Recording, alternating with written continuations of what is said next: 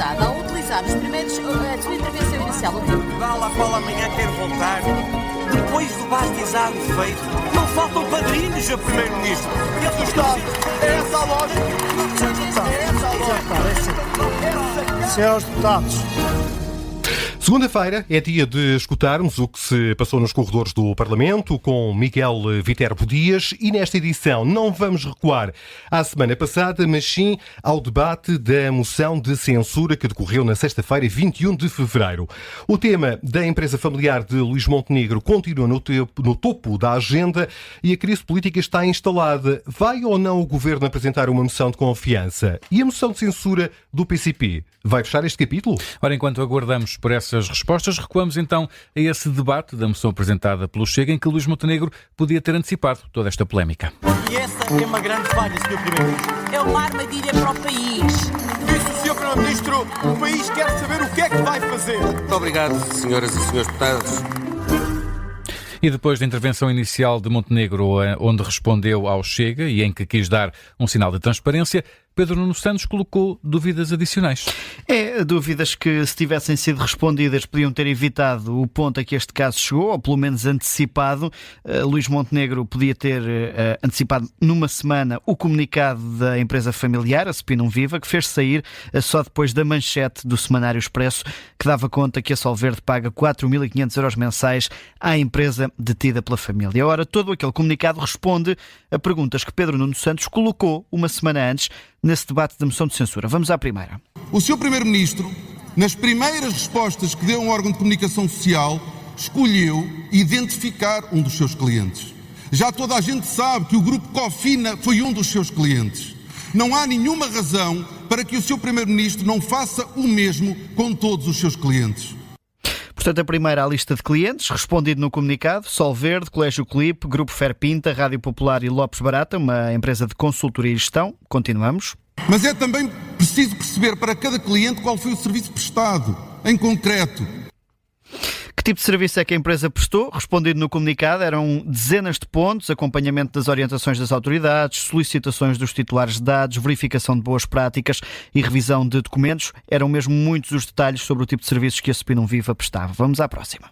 E o preço, para percebermos se de facto, e não temos razões para duvidar, de que o preço em causa é um preço de mercado e não um preço de favor.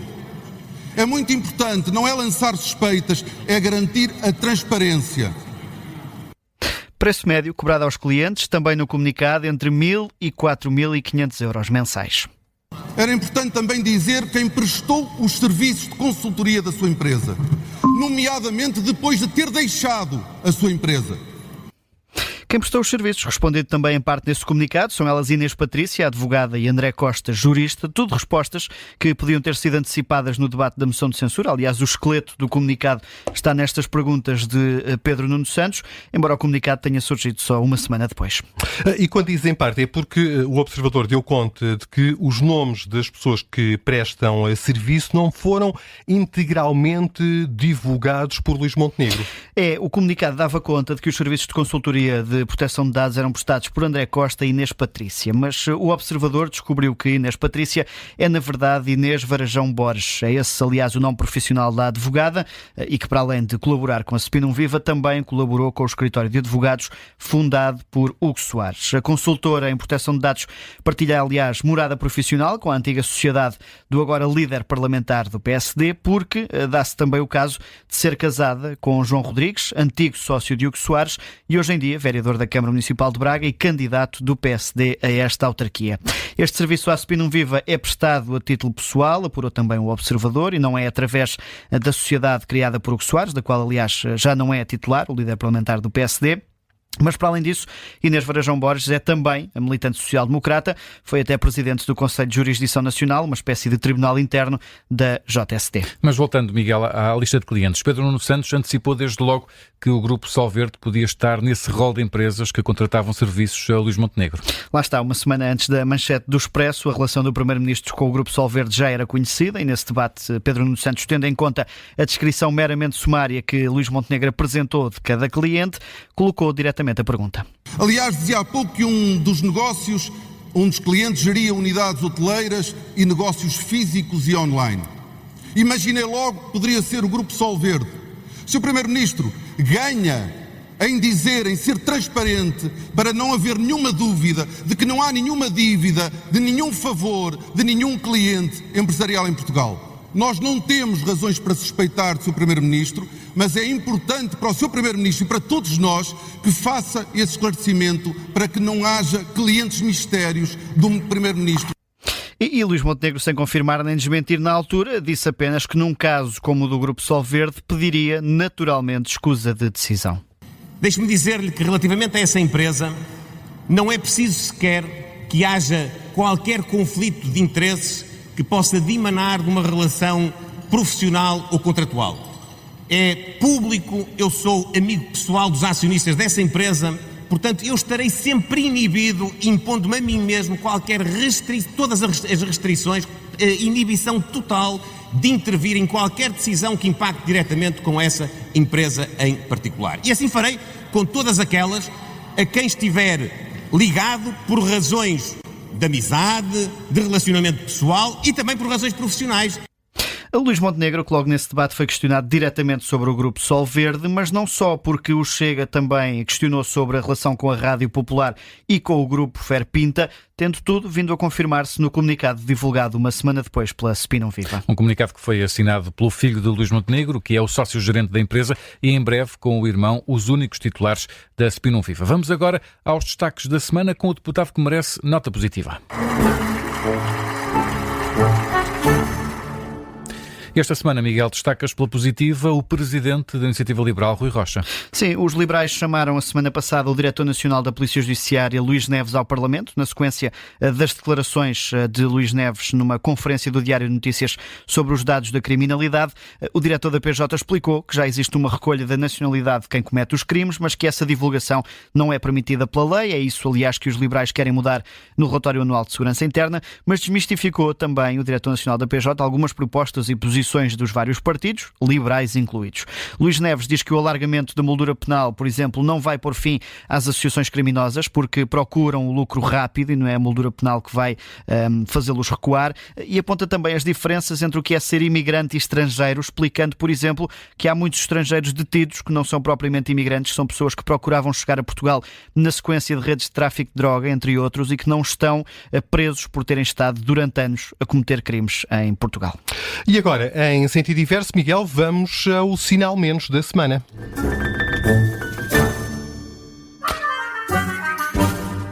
Em sentido negativo, escolhes, Miguel Viterbo Dias, o secretário-geral do PCP, Paulo Raimundo. Porquê? Porque até ver, e a não ser que nestes dias surja algum golpe de asa, o que o PCP vai fazer é a desculpa para o Governo escapar à apresentação da moção de confiança. Isso já foi admitido pelo Ministro das Finanças, Joaquim Miranda Sarmento, e até o secretário-geral do PS, Pedro Nuno Santos, avisou desde logo que Paulo Raimundo tinha caído na armadilha criada pelo Executivo. Ora, o PCP quis fazer prova de vida, quis apresentar a moção de censura responsável face à do Chega, que era a irresponsável, e pode ter carimbado a continuidade deste Governo da Aliança Democrática. E já vamos voltar à moção de censura, mas para já vamos aos destaques da agenda. Esta semana, enquanto se aguarda então pela marcação desse debate, que outros destaques, Miguel, merecem ser acompanhados no Parlamento? Aguardamos pela marcação da moção de censura, lá está, há Conselho Europeu na quinta-feira, isso está a complicar a agenda, mas veremos, por isso para já vamos ao que está marcado. Na quarta-feira de manhã vai ser ouvida a CRESAP, a Comissão de Recrutamento e Seleção de Dirigentes da Administração Pública, vão ser ouvidos por causa da escolha de António Gandra de Almeida para diretor executivo do SNS. É uma audição importante na sequência daquela troca de acusações entre PSD e oposição de que devia ter sido a CRESAP a reparar na incompatibilidade de funções do ex-diretor executivo. É nisso que se escuda o Governo. Veremos se é mesmo assim que tem que ser ou não. Essa audição está marcada para quarta, às 9 da manhã. Também no mesmo dia, a Comissão Parlamentar de Inquérito ao caso das gêmeas, do tratamento das gêmeas, pode entrar definitivamente num limbo.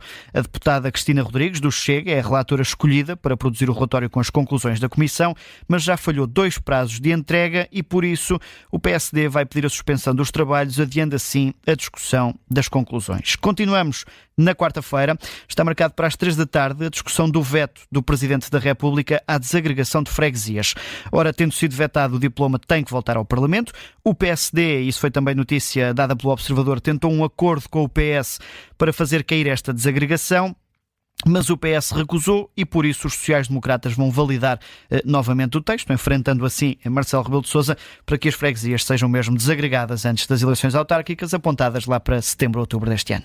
Debates e audições para acompanhar durante a semana no Observador, sendo que, pelo caminho, ficaremos a conhecer o dia e hora da discussão da moção de censura apresentada pelo PCP, sendo que é uma informação de última hora. A Conferência de Líderes vai reunir amanhã precisamente para determinar em que dia, a data da discussão dessa mesma moção de censura. E agora chegamos ao momento da conversa de bastidores.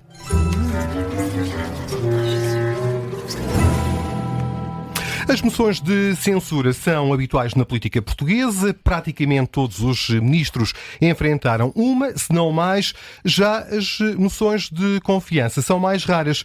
Afinal, Miguel, quais são as principais diferenças entre estes dois instrumentos? Até porque na prática o fim é o mesmo, que é segurar ou fazer cair um governo, mas tem leituras políticas diferentes. Aliás, o que está a acontecer por estes dias mostra isso mesmo. Pedro Nuno Santos não viabiliza uma moção de censura, mas também não viabiliza uma moção de confiança, ou seja, o PS não quer ser um dos responsáveis por mandar o governo abaixo, mas também não quer ser o responsável por segurar Luís Montenegro. E é por isso que o governo vai avisando que a rejeição de uma moção de censura é a garantia de que o Parlamento confia no Governo. Mas não é bem. Começando pelas censuras, a aprovação ou rejeição precisa de maioria absoluta, ou seja, 115 deputados mais um.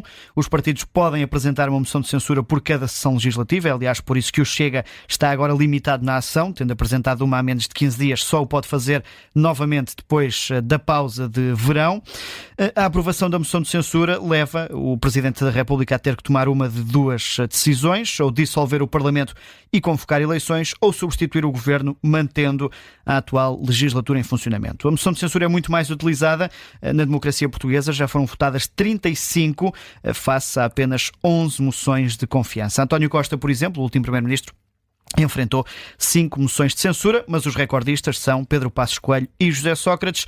Cada um enfrentou 6 moções. Só uma foi aprovada, levou à queda de um governo e não foi assim tão mau como possa parecer. A moção de censura apresentada pelo PRD em 1987 levou à queda do primeiro governo de Cavaco Silva e com isso conduziu a 2 maiorias absolutas. Sendo que as moções de confiança têm regras menos apertadas e podem ser apresentadas livremente pelos governos em funções. É um instrumento que para já Luís Montenegro ainda só ameaçou utilizar, não garantiu que vá utilizar. As moções de confiança são apresentadas pelos governos e não pelos partidos, e os governos podem apresentar as vezes que quiserem durante uma legislatura. Para ser aprovada, a moção de confiança precisa apenas de maioria simples, portanto a maioria dos deputados presentes no momento da votação.